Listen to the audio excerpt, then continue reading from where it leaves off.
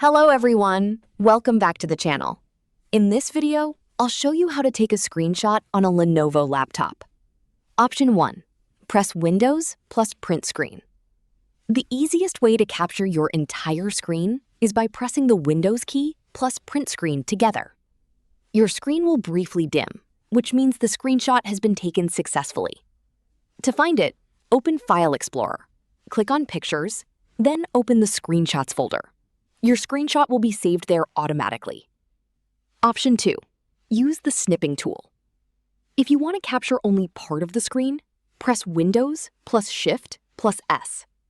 Your screen will become slightly dark, and the Snipping Tool will appear at the top. Choose the type of screenshot you want, then click and drag to select the area you want to capture.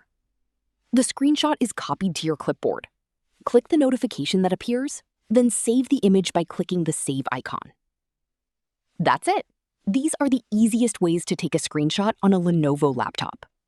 If this video helped you, don't forget to like, subscribe, and turn on the notification bell for more Lenovo laptop tutorials.